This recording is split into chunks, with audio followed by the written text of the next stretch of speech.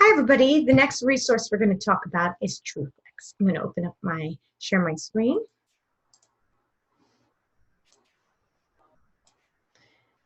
And there we go. So TrueFlix, it took me a while to look. It's in alphabetical order. So there's TrueFlix. The icon is so light. And I'm going to click it. Now it asks for my username and password. Well, remember this list I gave you, which is also linked on this website again. There is TrueFlix. It is linked, hyperlinked, so you can open it this way as well. And here is the password, the username and password. Now, what I like to do is Control-C to copy it, go over to the site, Control-V to paste it, move my mouse down, my cursor down, go back and get the password. It's pretty simple. Control-C to copy it, and again, paste it in, Control-V. And once you do that, you probably can save that password on your computer. Let's see what's happening. It's spinning. Give it some time. I'm going to save it. Excellent. So TrueFlix, again, is a reliable resource to use. Lots of different categories here. I'm just going to show you. All different. Again, more biographies, and we know who that is by now. When you're doing research on a person, always should use more than one reference material, one piece of research material, not just rely on one source. We should use multiple sources to make sure the information's correct and to double check on facts and get different ideas in a stronger research paper.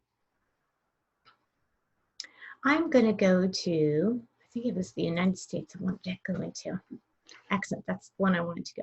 So I want to do a research project on New York. I wonder why. Some of you know that's where I'm from. So I have my books that are reliable here. They're in alphabetical order, and I'm going to go down to New York. I'm going to open it up. There's a video, of course. You should know where that is. I've been there. There we go. Niagara Falls. How many of you have been there? Oh, I've been there. One World Trade Center. Here we go. Now, I will tell you, it does read for you, but it doesn't start reading until you get into the chapter, which I think is a little disappointing. Because those of us who are struggling readers, I was a struggling reader in school, sometimes it's hard to read all this information. Now, with the nonfiction book, sometimes I don't read the whole book cover to cover. Sometimes I just want to read certain sections. So using the table of contents, I love always this kind of stuff. What represents New York? Which designs, objects, plants, and animals symbolize New York? And I could go right to page 22. Also, I can go down to the index, and I'm going to flip right to the index.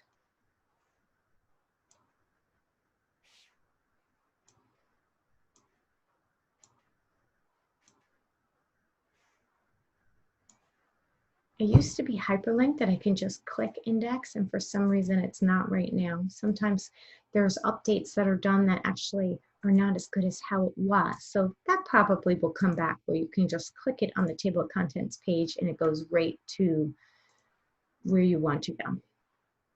Here we go, we're at the index. I love using the index. I'm going to zoom in a little bit. Because if I'm doing a research project, I don't necessarily want to read the whole book. Maybe I'm just looking for places I'd like to visit within New York. So I can skim through this. Of course, it's alphabetical. It has the page numbers. If the page numbers are light in color,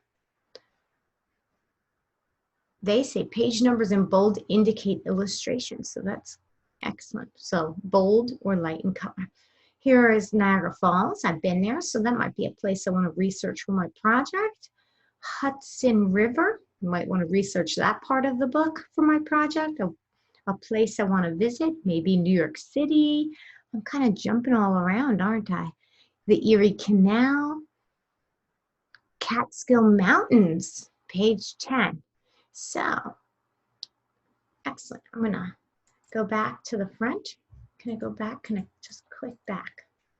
I'm going to close it. There we go. And I can go back to the beginning of the book. I'm going to pause the video for a second.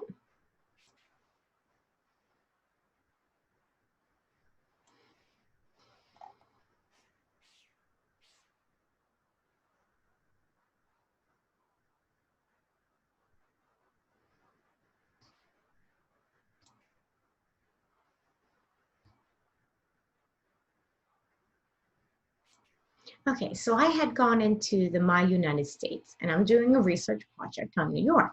I already told you we should not use one source. Always use multiple sources. Well, I had already shown you in ClassLink that PebbleGoNext is another good, reliable source to use for your research. It's a paid database. I don't have to search the internet and go through a lot of stuff that maybe is not even a good reading level for me. So I'm going to go back over here and I'm going to click PebbleGoNext. They have a whole section of states too. This is a database versus TrueFlix is books. So I'm going to hit this, and New York is in the north. There's the shape of New York. I'm going to open up New York. And I love the layout of the database. So there's location, the geography, history and government, industry, people, landmarks, state, symbols, which they talked about the symbols before. So the rows. Flower, rose. So I can do my research. So when you're doing research in 3rd and 4th grade, you should always be using at least 2 sources. Unless your teacher tells you to use 3, then use 3. At least 2, not 1. And start with these paid databases that we have in Hanover. They're reliable, they have authenticity, and they're authentic. Happy researching.